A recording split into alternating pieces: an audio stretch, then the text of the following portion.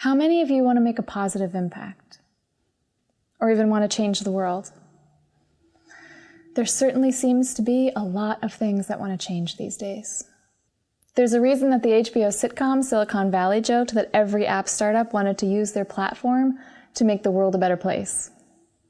It's funny because it's true. We have an inherent drive for purpose and meaning. Today I want to tell you about my new mindset on how I approach making positive changes in the world. I used to want to cure cancer. That's why I got my master's in regulatory affairs and health policy. And at 23 years old, why did I choose such a goal? Simply put, there was a lot of cancer in my family. Every type and at young ages. My uncle was 27 when he became a victim of cancer for the first time. It felt pressing. It felt like I could have a direct impact on people that I loved. At the time, I couldn't think of anything more important or noble to which I could dedicate myself. I had made cancer the villain of my life story, and I was going to heroically fight it. A year into my program, my dad got cancer, followed quickly by my mom getting cancer.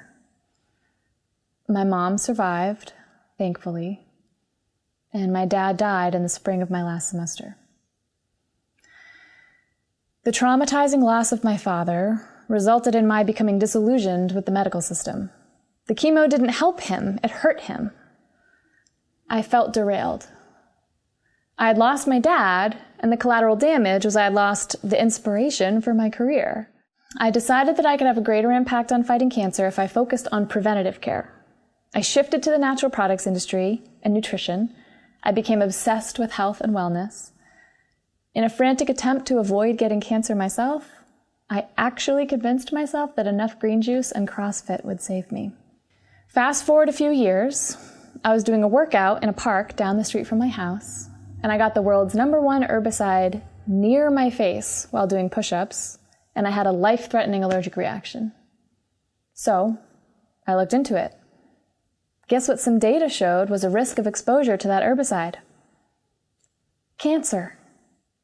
I couldn't escape it. Somehow, by trying to avoid getting sick, by being healthy and working out, I had walked right into a huge exposure of a toxic chemical.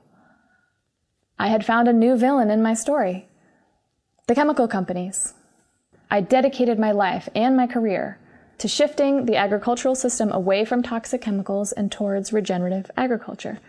A few years later, I was traveling around the country giving talks at conferences on nutrition and toxic chemicals. I was pregnant with my second child, and I didn't feel good. I was sweating through my clothes every night, having frequent dizzy spells, and experiencing a pretty severe depression. At the time, I just thought, pregnancy's weird. Turns out, however weird pregnancy may or may not be, there actually was something more concerning going on.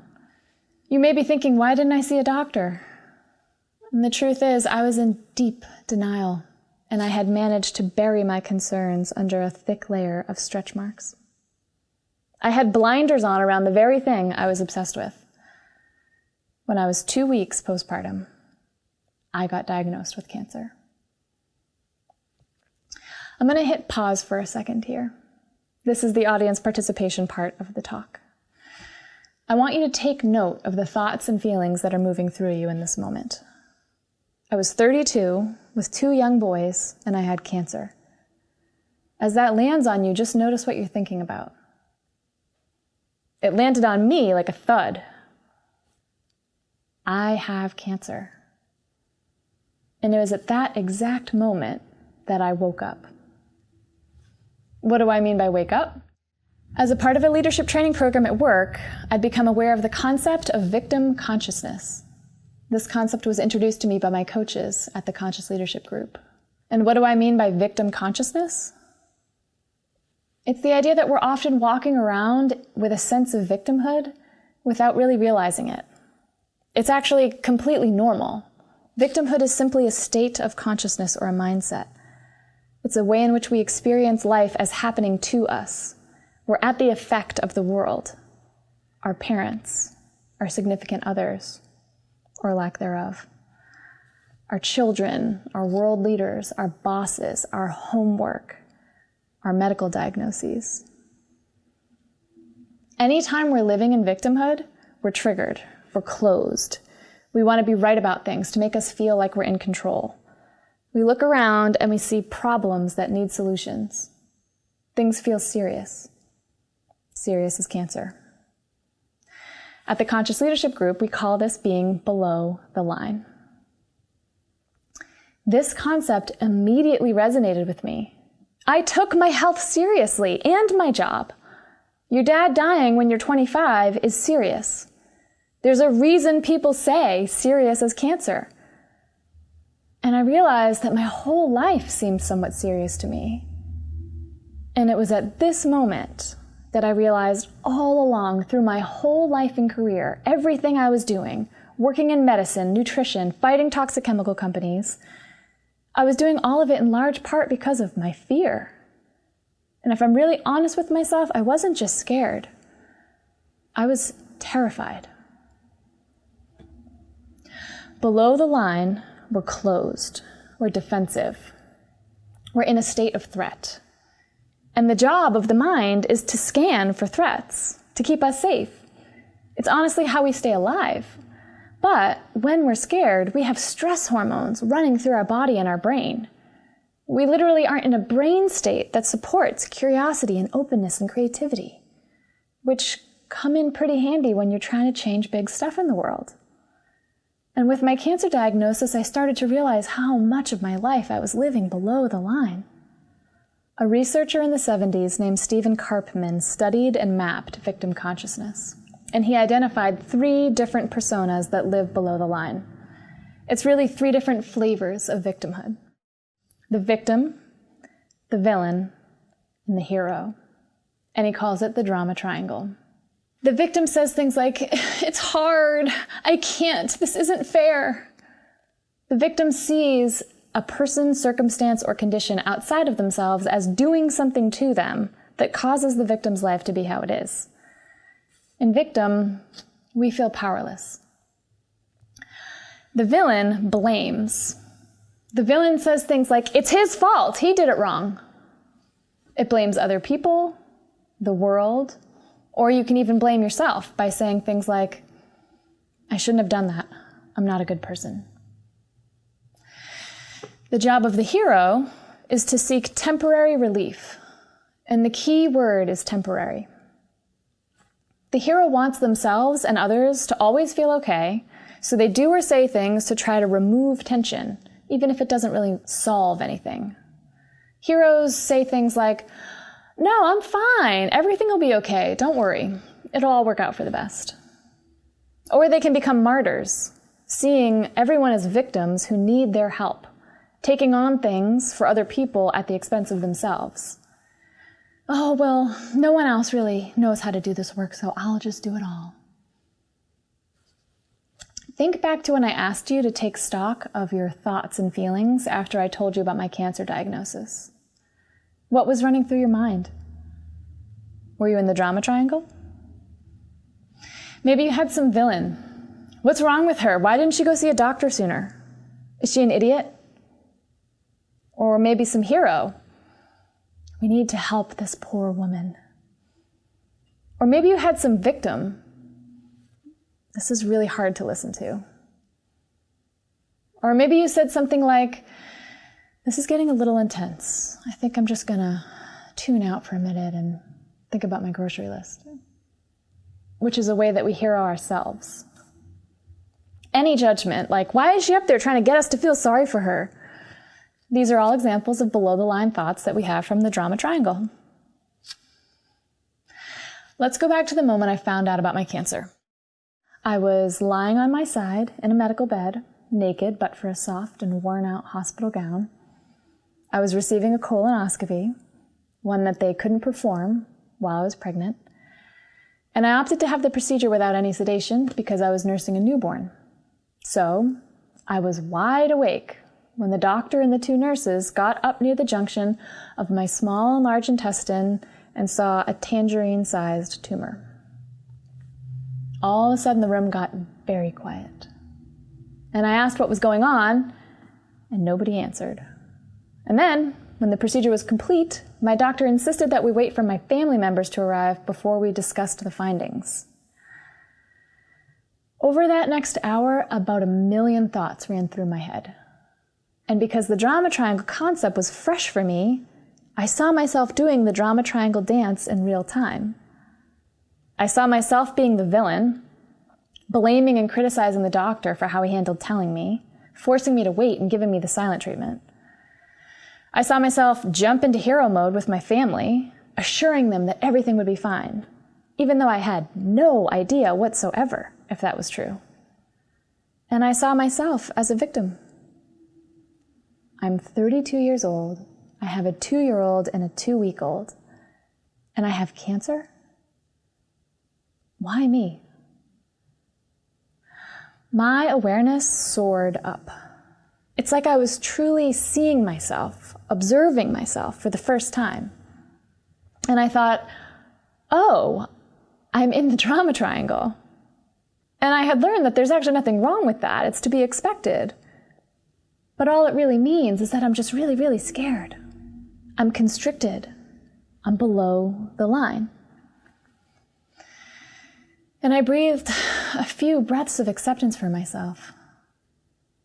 Of course I'm scared. And in that moment, something shifted. I became aware that fear was running my entire life. I had been denying, avoiding, literally living in a state of functional terror. Doing things from fear is exhausting. You can never outrun it, and when you ignore it, it tends to get louder. It taxes your body and your mind, and I started to see that I let my fear of cancer drive everything I did. These concepts completely changed my experience of getting cancer. I started recognizing when I was playing the hero, villain, or victim. And when I became aware I was in victim consciousness, I thought, I'm just scared. And that sense of self-acceptance washed back over me, and something new emerged. Rather than believing all my thoughts and judgments, I started getting curious about them. Take, for instance, the judgment, my doctor should have told me differently. What if the way he told me allowed my family to provide much more support for me than I would have been willing to give to myself? What if instead of being a hero and trying to remove the tension from my family by pretending everything was okay, I chose to see them as people that I can trust to have their own experience around my diagnosis? How might I relate to them differently when I see them as equals and not people who need my help to be okay? What if instead of saying, why me, I could open myself up to seeing all the ways that getting cancer wasn't necessarily something that happened to me? But how is it true that in many ways it was actually something that happened for me? That getting cancer was supportive in a lot of ways. Believe me, the list is actually quite long. I used to worry about getting cancer all the time, and now I have like 20 doctors that worry about it for me. I didn't know that I have Lynch syndrome, a genetic condition that predisposes me to many types of cancer. But now I'm rigorously screened every year, as are many of my family members. And we feel a lot safer that we'll catch things early. So as a result, I worry less. How about the fact that I got cancer at the exact moment in my life that I was being monitored by medical professionals since I was pregnant?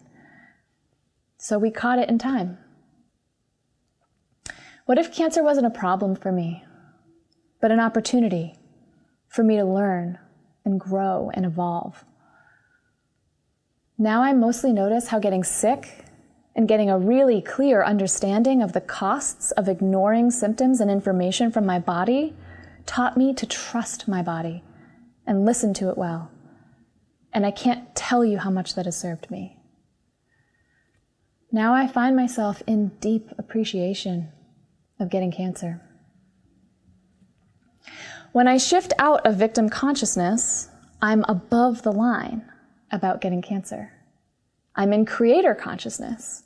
I'm in a state of trust, openness, curiosity, a brain state that's available for learning and creativity. things seem less serious.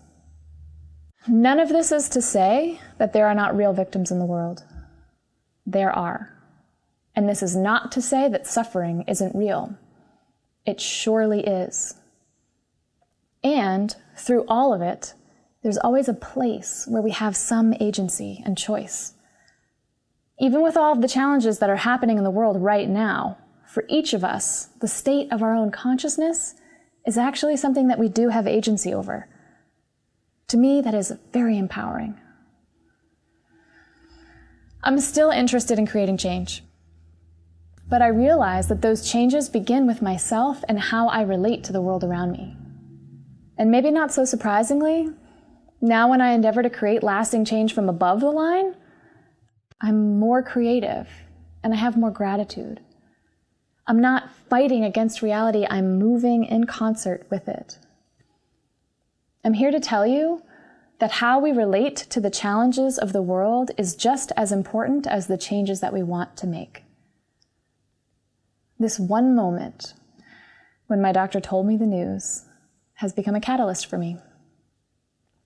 All of this new self-awareness has inspired me to move away from changing the world from victim consciousness. I've become just as focused on changing my consciousness as I am on changing the world. And now when challenges present themselves, rather than seeing them as a problem to fight against, I reframe things and I wonder, what is this situation here to teach me? Rather than seeing everyone and everything as villains and victims and playing the hero, I now choose to experience the world around me from curiosity and openness. I am often still below the line, but now I choose to practice relating to the world from above the line. I found these concepts and structures both challenging and extremely supportive. I found it so life-changing that I decided to become a coach myself. But I don't want you to take my word for it. I want you to test it out for yourself. So when you notice you're in a challenging situation, ask yourself, am I closed and defensive, or am I open and curious? I invite you to try it on and see what might be here for you, because there was and continues to be a lot there for me. And I hope that these concepts support you in your journeys of creating change too. Thank you.